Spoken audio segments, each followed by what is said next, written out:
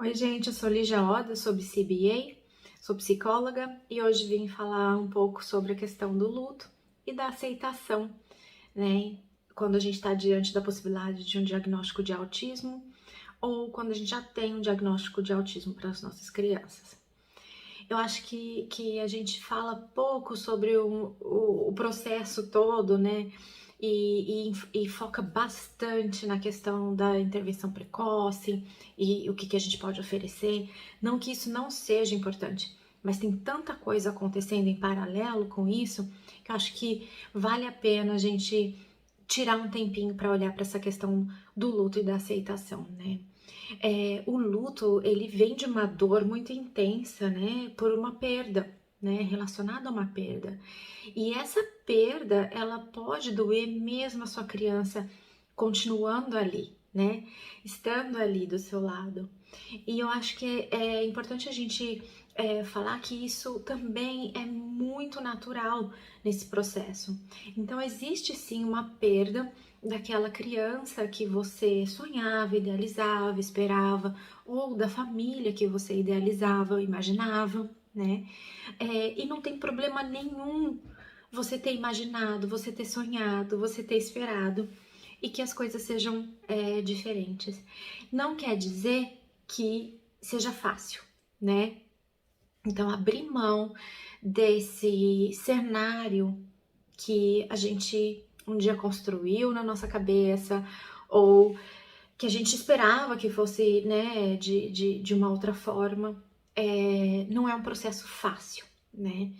Esse processo, ele tem também muito a ver com a questão do desenvolvimento típico, mas eu acho que ele fica muito mais escancarado quando a gente fala da possibilidade de um diagnóstico de autismo ou de já se ter um diagnóstico de autismo, né?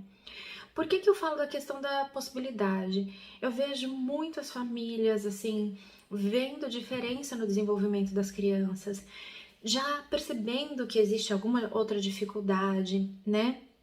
Ou na fala, ou na socialização, na interação, na atenção compartilhada, mas tudo isso acaba ficando assim no ar de uma forma nebulosa, né? Então, quando alguém fala, sua criança tem algum diagnóstico? Sua criança é autista? E a pessoa reage assim de uma forma muito reativa, muito na defensiva, né? Porque aquilo já representa, digamos assim, uma ameaça à ideia que se tinha daquela criança ou daquela família, né? E aí, inclusive, buscar por atendimento, por avaliação, se torna muito mais difícil. Por quê? Porque a família entra nessa esquiva existencial por muito tempo, né? Então a família fica ali buscando por sinais de não, tá vendo? Mas agora ele tá falando um pouquinho, ou tá falando mais, tá interagindo mais, enfim. A gente fica buscando sinais de que não precisa de uma avaliação, não existe um diagnóstico. E conforme o tempo vai passando, a gente vai se deparando com outras situações que vão confrontando essas outras provas de que se não se necessitaria avaliar, né, a criança. E quando a gente tem o diagnóstico, essa dor se intensifica porque parece que todas as coisas que a gente temia se concretizam, né? E isso vem junto com um monte de outras dúvidas. Então, meu filho vai conseguir ser independente, vai conseguir aprender, vai conseguir falar, né? Vai conseguir ter amigos, vai socializar. Enfim, as perguntas são infinitas. E essas incertezas e esse medo, né, também de não saber lidar com o desenvolvimento de uma criança neurodivergente acaba deixando a gente muito assustado, né? E aí isso acaba interferindo, sim, na interação com a criança e no nosso processo de aceitação, né? E o que seria aceitação? Se a gente pensar na definição mesmo, né, da palavra, seria receber o que é oferecido, né? Então, quando a gente recebe esse diagnóstico, a gente está recebendo tudo que é oferecido junto. A gente está recebendo a dor, a gente está recebendo as incertezas, a gente está recebendo a ansiedade de será que eu vou conseguir lidar com isso? E a gente também está recebendo novas oportunidades, né? Então, quando a gente fala de aceitação, eu acho que uma maneira muito bonita de se ver a aceitação é a forma como o Stephen Hayes coloca, que a aceitação, ela é aceitar um presente, né?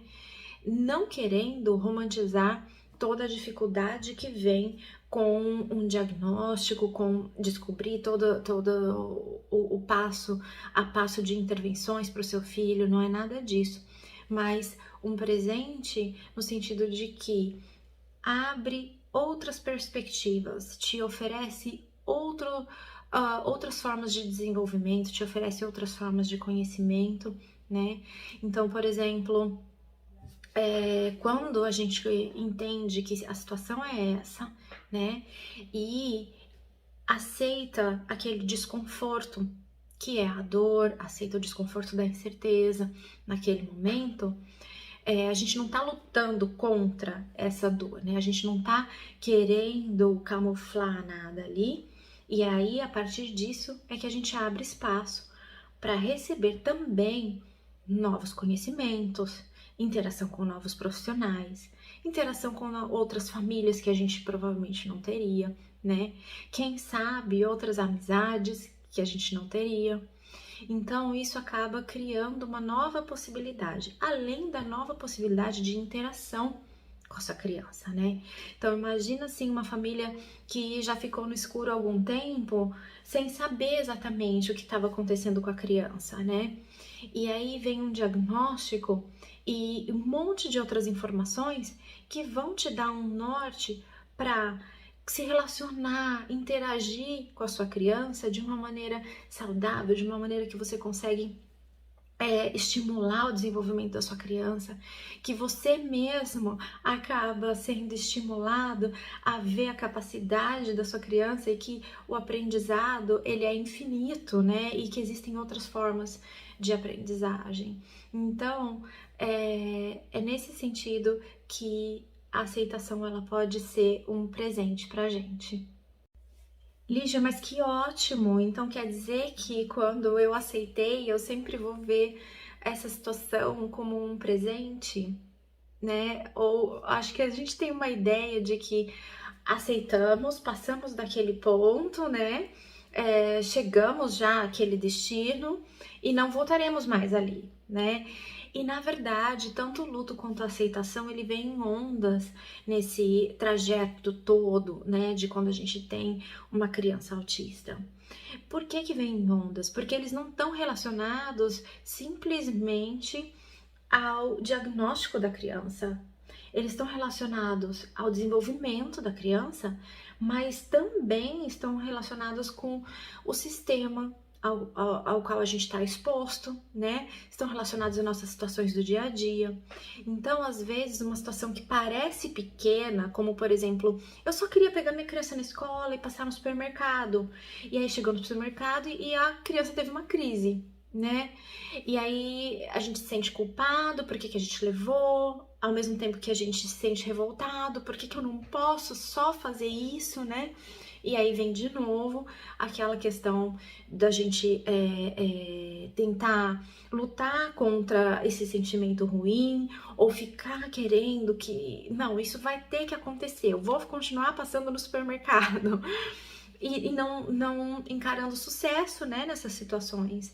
E pelo contrário, abrindo espaço para mais dor, porque a gente tem essa expectativa de que aquilo não aconteça mais. Então, a gente acaba revisitando esses momentos de luto e esses momentos de necessitar passar por um processo de aceitação novamente, conforme as situações e conforme o desenvolvimento da criança, né? E por que que às vezes é tão difícil passar por esses momentos, né, de conflito e ter esse sentimento, né, de aceitação. Porque a gente fica ainda muito preso em tentar evitar os sentimentos desconfortáveis, né? Então, tentar evitar as incertezas, tentar evitar a tristeza, né? Tem a questão da pressão social, né? Parece que existe essa pressão para que você imediatamente esteja bem com o diagnóstico, né, do seu filho ou com a maneira que seu filho se desenvolve. E muitas vezes os pais não se sentem no direito de sentir o que estão sentindo, né? Então, se a gente pensar assim, em situações muito corriqueiras, nossa, mas eu só queria marcar um dentista pro meu filho.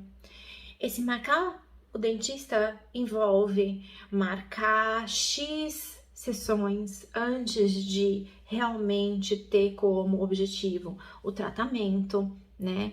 Para quê? Para a criança se habituar, para a criança conhecer o lugar, enfim, uma série de procedimentos e preparo até que a criança possa chegar ao dentista, por exemplo, né? Ou, como eu disse, eu só queria pegar a criança, passar no supermercado, queria só comprar uma camiseta para mim no shopping, mas meu filho não consegue me esperar, né? E essas coisas parecem pequenas, né?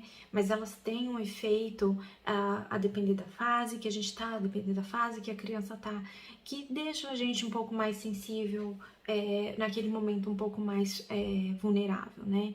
Então, acho que é importante a gente entender que esses momentos, eles vão vir em ondas, né? Que a gente não tem essa obrigação de já passei dessa fase, e que a gente pode sim se acolher nesse momento, né?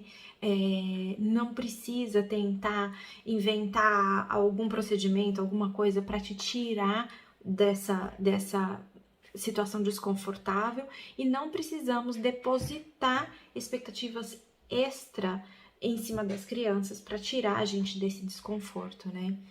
Por que isso é tão importante? Porque somente com a aceitação é que a gente vai abrir espaço para as possibilidades de novos sonhos. Então, enquanto a gente não criar esse espaço, enquanto a gente estiver ali lutando, se debatendo, né, com a negação do diagnóstico ou da maneira como a criança aprende, etc., a gente também não vai abrir espaço para olhar para como sim essa criança tem chance de sucesso, como ela pode aprender melhor, como você, como pai, como mãe, pode ter uma interação de maior qualidade com a sua criança. Então, essa questão da aceitação, do luto, da dor, do desconforto, das incertezas, da vulnerabilidade, elas vão voltar em vários momentos do nosso trajeto com as nossas crianças, né? Existe uma metáfora que eu gosto muito em arte, né, terapia de aceitação e compromisso, que fala sobre a areia movediça.